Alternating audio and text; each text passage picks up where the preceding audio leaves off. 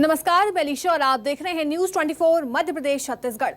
CM Bhupesh Baghel का भेंट मुलाकात आज कार्यक्रम है, जिसका आज तीसरा दिन है। बस्तर संभाग के दौरे पर सीएम भूपेश बघेल हैं। बता दें, आज नारायणपुर का दौरा करेंगे सीएम भूपेश बघेल। तो वहीं भेंट मुलाकात कार्यक्रम के तहत ग्रामीणों से चर्चा की जाएगी। बस्तर जिले के भानपुरी में ग्रामीणों से चर्चा करेंगे। बस्तर संभाग के दूसरे दिन कुटरू का उन्होंने दौरा किया और कुटरू में ग्रामीण से चर्चा कर उनकी समस्याएं सुनी। अडावली ग्राम पंचायत में खेल मैदान का निर्माण की उन्होंने घोषणा की है। साथ ही छात्रा की मांग पर सीएम भूपेश बघेल ने घोषणा की। कुटरू में आत्मानंद अंग्रेजी माध्यम स्कूल खोलने का उन्होंने ऐलान किया।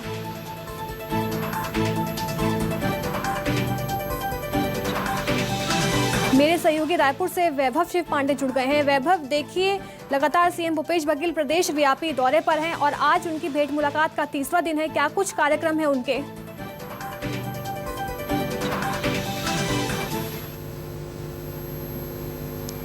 देखिए, अभी सुबह के वक्त में तो वो बीजापुर में विभागीय योजनाओं की समीक्षा करेंगे अधिकारियों के साथ। उसके बाद एक प्रेस वार्ता करेंगे और संक्षिप्त प्रेस वार्ता के बाद वो सीधे छोटे डोंगर के लिए रवाना हो जाएंगे, जो कि नारायणपुर जिले में है।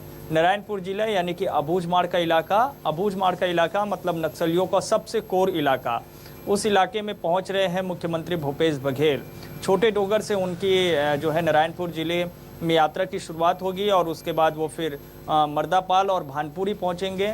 मर्दापाल और भानपुरी भी काफ़ी घोर नक्सल प्रभावित क्षेत्र माना जाता है। तो उन इलाकों में जाकर के वो भेंट मुलाकात का कार्यक्रम करेंगे, वहाँ के लोगों से मुलाकात करेंगे, बातचीत करेंगे, स्थानीय आदिवासी समाज के लोगों से मुलाकात करेंगे, पदाधिकारियों से मुलाकात करेंगे और कांग्रेस के कार्यकर्ताओं से भी मुख्यमंत्री भूपेश बघेल मिलेंगे और ज़मीनी हकीकत को जानने की वो कोशिश करेंगे। सरकार की जो योजनाएं अंदरूनी क्षेत्रों में संचालित है वो सही तरीके से चल रहा है या नहीं, इसकी वो जानकारी लेंगे और आम लोगों की समस्याओं को सुनेंगे। तो नारायणपुर में आज का दिन भर का उनका ये कार्यक्रम है। सुबह से लेकर के शाम तक वो नारायणपुर जिले में रहेंगे और भानपुरी से फिर वो सीधे रायपुर के लिए लौट आएंगे।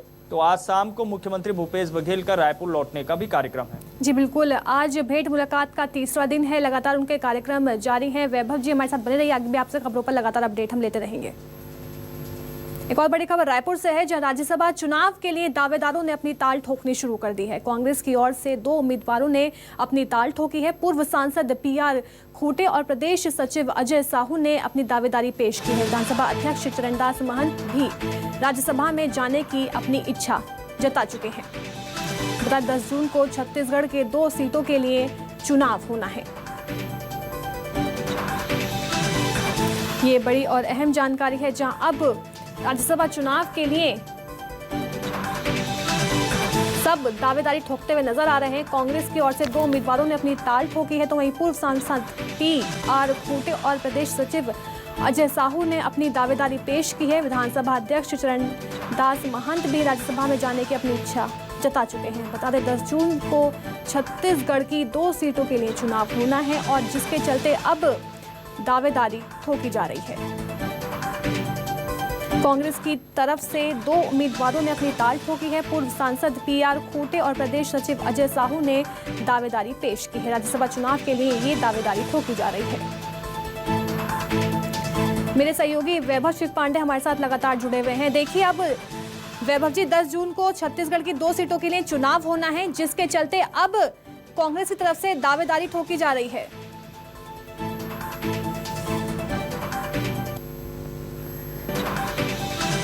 बिल्कुल, अभी तक कई नामों की चर्चा ही हो रही थी, लेकिन अब खुल करके दावेदार सामने भी आ रहे हैं, जिनमें से प्रमुख रूप से 2 नाम अभी सामने आए हैं। एक है पूर्व सांसद PR खूटे, जो कि सतनामी समाज से आते हैं, SC वर्ग से आते हैं और उन्होंने अपनी एक मजबूत दावेदारी की है। उन्होंने तो सीधे सोनिया गांधी को एक पत्र ही लिख दिया है और उन्होंने बताया है कि क्यों उन्हें राज्यसभा में भेजा जाना चाहिए। इसकी पूरी जानकारी उन्होंने दी है।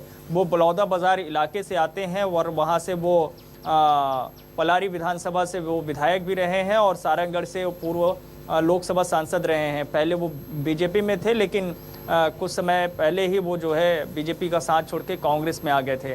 तो उन्होंने अपनी दावेदारी पेश की है। इसी तरह से जो साहू समाज वर्ग से प्रतिनिधित्व करने वाले नेता हैं, जो कि प्रदेश प्रवक्ता भी हैं और मुख्यमंत्री भूपेश बघेल के काफ़ी करीबी भी माने जाते हैं। प्रदेश सचिव अजय साहू, उन्होंने अपनी दावेदारी पेश की है और उन्होंने भी खुल कर के कह दिया है कि अगर उन्हें उम्मीदवार बनाया जाता है तो वो राज्यसभा में जाने के इच्छुक हैं। इसी तरह से चरणदास महंत तो कई मरतबा पहले भी बयान दे चुके हैं और उन्होंने कहा है कि अगर उन्हें राज्यसभा में भेज दिया जाएगा तो ये काफ़ी अच्छा होगा। उनकी ये अंतिम इच्छा भी है, वो तमाम पदों पर रह चुके हैं, राज्यसभा नहीं गए हैं, इसलिए राज्यसभा में उन्हें भेज दिया जाए, ये वो इच्छा जाहिर कर चुके हैं महंत। लेकिन इनके अलावा भी बहुत सारे नाम कांग्रेस के भीतर में है जिन्होंने खुलकर अपने दावेदारी तो पेश नहीं की है, लेकिन दबी जुबान से वो कहते रहे हैं कि वो भी राज्यसभा में जाने के इच्छुक हैं। अब किसके नाम पर जो है मुहर कांग्रेस पार्टी की तरफ से लगाई जाएगी, ये कुछ समय बाद पता चलेगा, क्योंकि अब नॉमिनेशन की शुरुआत भी होने जा रही है। जी बिल्कुल, बहुत बहुत शुक्रिया वैभव जी में तमाम जानकारी देने के लिए। रुख करते हैं अगली खबर का, और खबर बीजापुर से है, जहां सीएम भूपेश बघेल ने सौगात दी है। अडावली ग्राम पंचायत में खेल मैदान के निर्माण की उन्होंने घोषणा की और छात्रा की मांग पर सीएम भूपेश बघेल ने घोषणा की है। कोटरू में आत्मानंद अंग्रेजी माध्यम स्कूल खोलने का उन्होंने ऐलान कर दिया है। अडावली ग्राम पंचायत में खेल मैदान के निर्माण की सीएम भूपेश बघेल ने घोषणा की और छात्रा की मांग पर सीएम भूपेश बघेल ने घोषणा की है। तो वहीं बीजापुर में सीएम भूपेश बघेल ने कोटरू गांव में भेंट मुलाकात की। सीएम ने ग्रामीणों से बात कर उनकी समस्याओं को जाना, साथ ही ग्रामीणों की समस्याओं का समाधान भी किया। इस दौरान सीएम ने किसानों को सरकार की जन कल्याणकारी योजनाओं के बारे में भी बताया। वहीं सीएम ने कई अहम ऐलान भी किए हैं।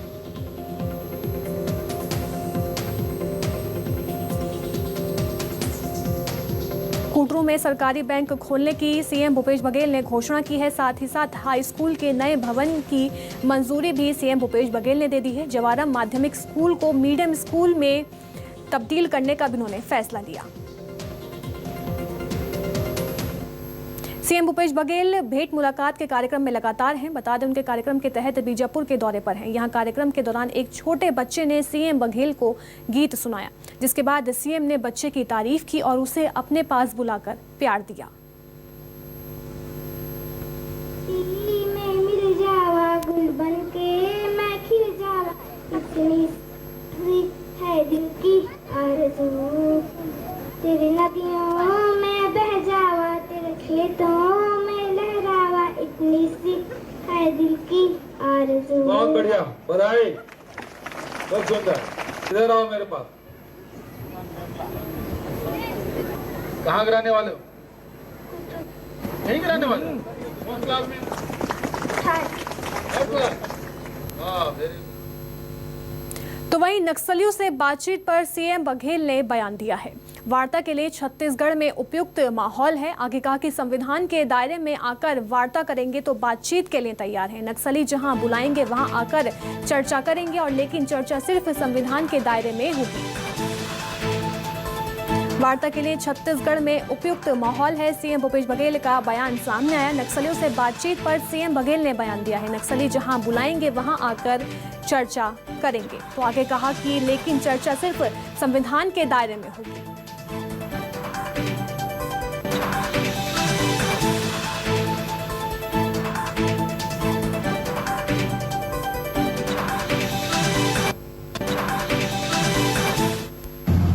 आज जहाँ तक नक्सलियों की बात है, एक ही बात है, वातावरण हमने बना दिया।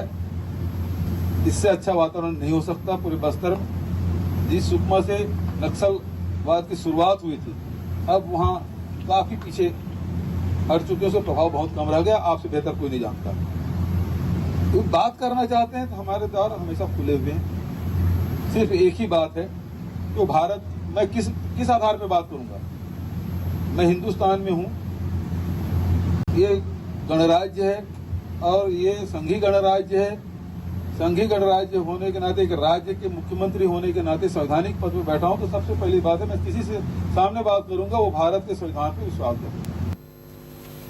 तो वहीं नक्सलियों से चर्चा वाले सीएम के बयान पर रमन सिंह ने बयान दिया है। कांग्रेस की भूमिका लगातार बदलती रहती है। अब चाहे जो बयानबाजी कर देते हैं, संविधान के दायरे में नक्सली बात करना चाहे तो ये बीजेपी की रणनीति है। नक्सलियों से चर्चा करने वाले बयान पर रमन सिंह ने सीएम भूपेश बघेल को घेरते हुए कहा कि कांग्रेस की भूमिका लगातार बदलती रहती है। आगे कहा कि जब चाहे जो बयानबाजी कर देते हैं। ये तो राष्ट्रीय नीति है कि वो कॉन्स्टिट्यूशन के दायरे में, संविधान के तहत भारत के झंडे के नीचे यदि बात करना चाहें तो ये तो राष्ट्रीय स्तर में भारतीय जनता पार्टी की रणनीति। रायपुर जिले के प्रभारी मंत्री रविंद्र चौबे ने कलेक्ट्रेट परिसर में बैठक ली। मंत्री रविंद्र चौबे ने कहा कि प्रदेश सरकार के संपूर्ण विभागों की समीक्षा की गई है। रायपुर जिले में जो विकास कार्य चल रहे हैं उस पर भी चर्चा हुई। वहीं सीएम के भेंट मुलाकात कार्यक्रम को लेकर कहा कि फिलहाल बस्तर संभाग में सीएम का दौरा है। जून में सीएम का रायपुर जिले का कार्यक्रम बनेगा। इसको लेकर भी अधिकारियों के साथ चर्चा की गई। रायपुर जिला प्रशासन बेहतरीन कार्य कर रहे हैं, लेकिन और बेहतर किस तरह से किया जाए इसके लिए दिशा निर्देश जारी किया गया है। बैठक में रायपुर कलेक्टर सौरभ कुमार, एसएसपी प्रशांत अग्रवाल, नगर निगम कमिश्नर समेत कई अधिकारी मौजूद रहे। आज रायपुर जिले के विकास कार्यों सहित राज्य सरकार की जो महत्वाकांक्षी योजनाएं हैं, आदरणीय मुख्यमंत्री जी की जो फ्लैगशिप प्रोग्राम है, उसके इम्प्लीमेंटेशन के बारे में संपूर्ण विभागों की आज समीक्षा करने के लिए समीक्षा बैठक रखी गई थी।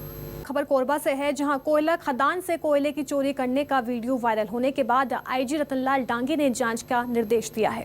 वीडियो में सैकड़ों लोग खदान से कोयला निकालकर ले जाते हुए दिख रहे हैं और वायरल वीडियो कोरबा जिले के गेवरा दीपका खदान का बताया जा रहा है। वीडियो वायरल होने के बाद रेंज आईजी ने जाँच के निर्देश दिए हैं और anti crime and cyber unit Bilaspur के प्रभारी को जाँच अधिकारी बनाया गया है।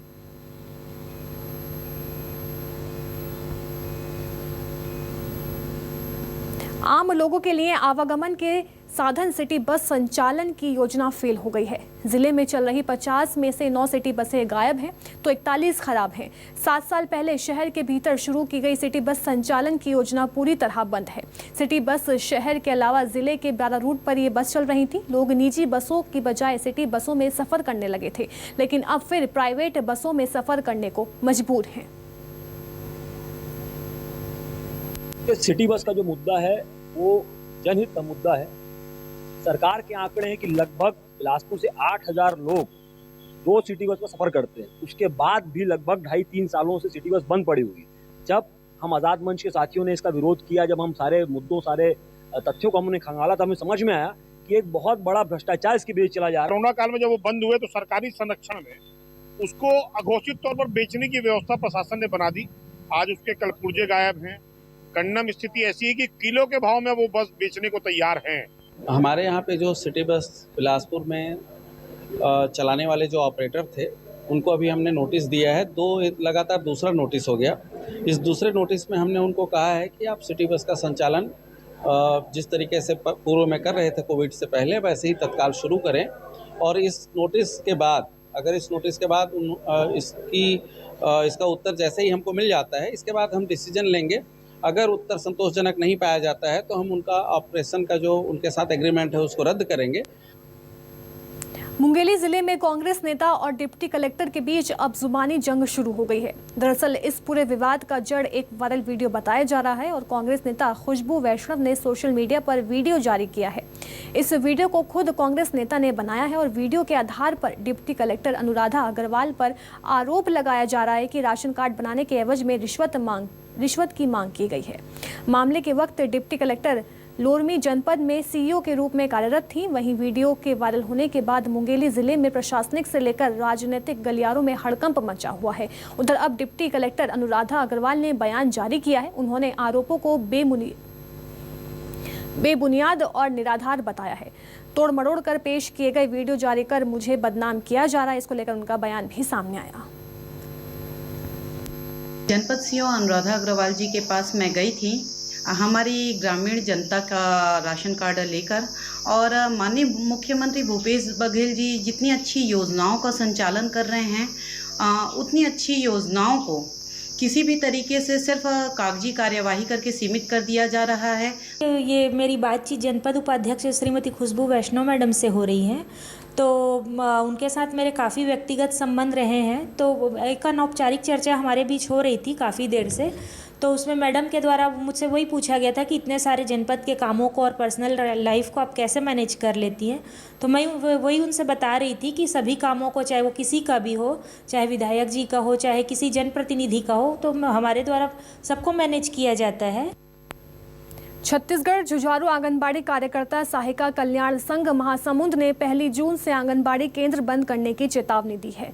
दरअसल पिछले 3 सालों से आंगनबाड़ी कार्यकर्ताओं का सूखा राशन वितरण और मुख्यमंत्री सुपोषण योजना का 1 करोड़ 17 लाख रुपए बाकी थे, जिसमें से प्रशासन ने 60% राशि का भुगतान कर दिया है। बाकी 70% राशि की मांग आंगनबाड़ी कार्यकर्ता लंबे वक्त से करती आ रही हैं और मांगों को लेकर आंगनबाड़ी कार्यकर्ताओं ने जिला प्रशासन से मिलकर अपनी समस्या साझा की। आंगनबाड़ी कार्यकर्ताओं का कहना है कि भुगतान नहीं होने पर 1 जून से आंगनबाड़ी केंद्र बंद कर दिए जाएंगे।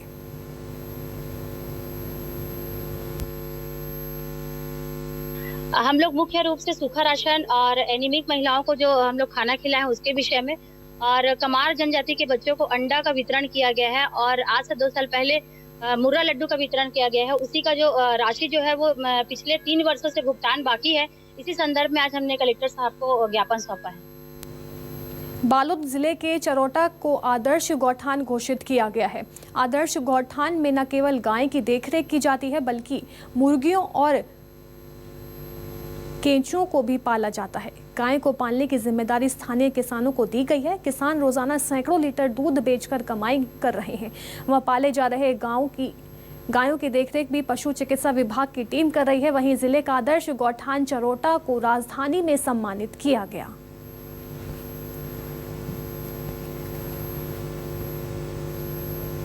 खबर बिलासपुर से है, जहां सेंट्रल जेल में चोरी के आरोपी की संदिग्ध मौत का मामला सामने आया है। मामले में परिजनों ने मौत की वजहों को लेकर सवाल उठाए हैं।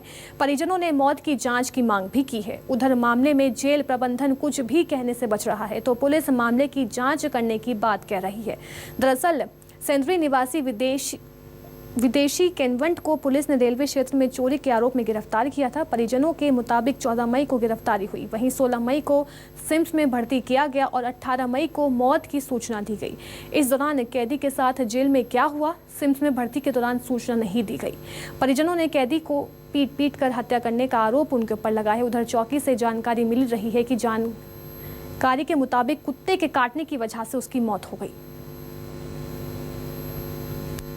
16 तारीख को इसकी जेल में तबीयत ख़राब हुई थी, तब से ये सिम्स में भर्ती था और 18 तारीख को इसकी सिम्स में ही डेथ हो गई है। इसमें डीजे महोदय को मेरे द्वारा लेटर लिखा गया है। इसमें एक न्यायिक दंडाधिकारी की नियुक्ति के लिए, जिससे कि उनकी उपस्थिति में पंचनामा और पीएम की कार्रवाई की जा सके। परिवार वालों से भी कल से संपर्क हो गया है और वो सभी लोग सिम्स हॉस्पिटल में उपस्थित हैं। इसके संबंध में अग्रिम कार्रवाई विधिवत की जाएगी। सर है ना कौन थाना वाला वो बोली 15 दिन हो गए जेल में रही से, तो अचानक और तबियत खराब हुई से तो नाम से हम एडमिट करे हैं सिम्स में। तो हम बोले हैं मियाँ बीबी के 8 दिन पहले हमारे तो घर से निकली से मतलब खाना वाना खा के लड़का ने खाना वाना मांगी से खा पी कर निकली घर। तो 15 दिन पहले किसी मतलब जेल में रही से हम यही पूछे हमारे क्या सर, तो कुछ जवाब नहीं दिए क्या सर जी है। खबर महासमुंद से है, जहां ट्रैक्टर ने बाइक सवार को टक्कर मार दी। हादसे में पिता की मौत हो गई है और बेटा गंभीर रूप से घायल बताया जा रहा है। हादसे के बाद ट्रैक्टर ड्राइवर मौके से फरार हो गया।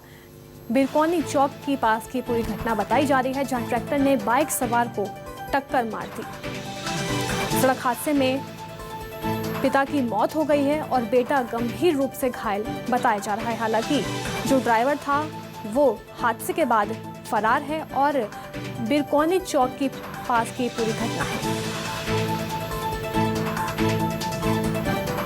ट्रैक्टर ने बाइक सवार को टक्कर मार दी और इस हादसे में पिता की मौत हो गई है और जो बेटा है वो गंभीर रूप से घायल बताया जा रहा है। और जो ट्रैक्टर सवार था, जो ड्राइवर था, वो इस पूरे हादसे के बाद अब तक फरार है।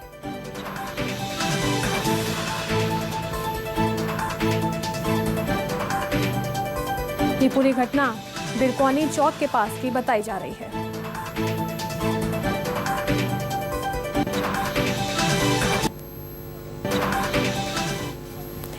बलौदा बाजार के मोहरा गांव में लगाए जा रहे उद्योग अविनाश स्पंज आयरन का विरोध किया जा रहा है। मामले को लेकर जन सुनवाई में भी ग्रामीणों ने भारी विरोध किया। वहीं उद्योग का काम फिर से शुरू होने की सूचना पर कलेक्टर को ज्ञापन सौंपकर काम पर पाबंदी लगाने की मांग की गई है। ग्रामीणों का कहना है कि उद्योग से पर्यावरण को नुकसान पहुंचेगा और साथ ही लोगों की सेहत पर भी असर पड़ेगा। इतना ही नहीं, उद्योग से खेत बंजर हो जाएंगे और पानी का स्तर नीचे चला जाएगा। वहीं मांग नहीं मानने पर किसानों ने उग्र आंदोलन की चेतावनी दी है। उधर कलेक्टर की गैरहाजिरी से अपर कलेक्टर ने ज्ञापन लेते हुए मामले की जांच का आश्वासन दिया। आपको बता दें कि मोहरा के उप सरपंच ने बगैर ग्रामीणों की इजाजत के कंपनी को एनओसी दिया था, जिससे ग्रामीणों में आक्रोश देखा जा रहा है। हमारे विरोध के बावजूद भी ये खुलत की से शासन प्रशासन गंभीर नहीं है और एक लिए हमन घोर आपत्ति दर्ज कर रहे हैं और एक खुले के विरोध जैसे जानकारी हो गांव में आग बताएं, गांव वाले मतलब संगठित करें और एकता के परिचय दीज गांव वाले मन और एक साथ है गांव वाले। कुछ जो एनओसी देरी से वो अलग थलग है गांव से वह